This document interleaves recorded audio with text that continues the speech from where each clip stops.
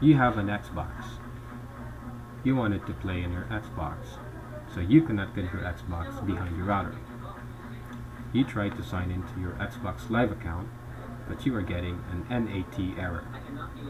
The packets from your Xbox is blocked by the router's layer 4 firewall. No matter how many times you restart your Xbox, it just won't go through. You have a stubborn firewall.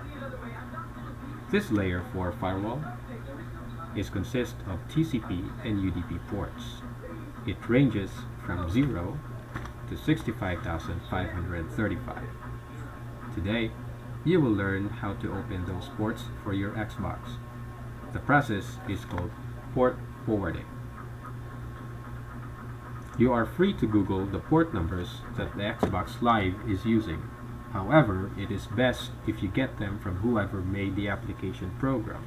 In our example, it is Microsoft.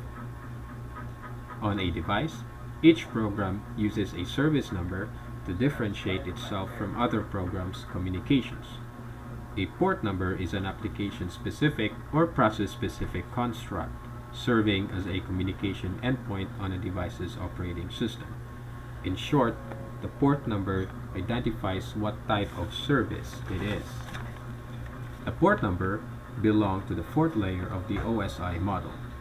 If you haven't already, there is a link to my video about OSI in the description below.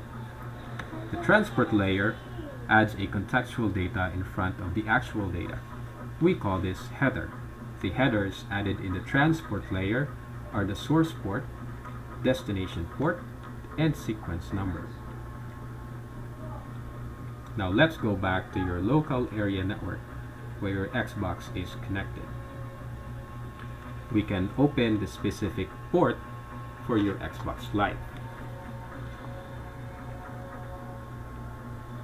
Using a computer, open a web browser and type routerlogin.net.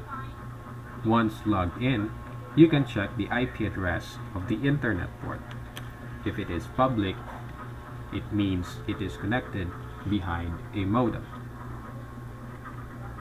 If it is private, it means it is connected behind a router.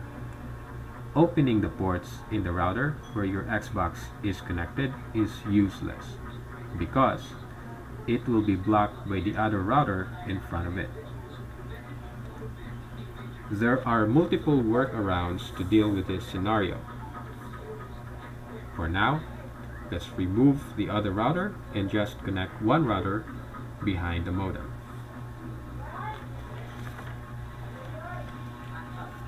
The first step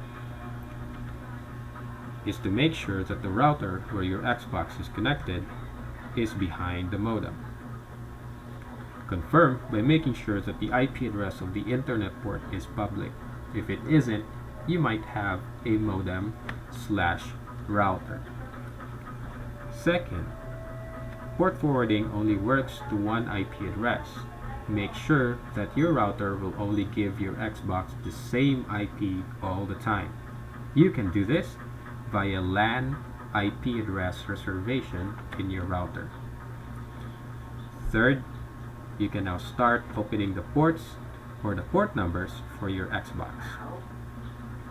Now you can go back to your Xbox Live and sign in. Thank you for watching.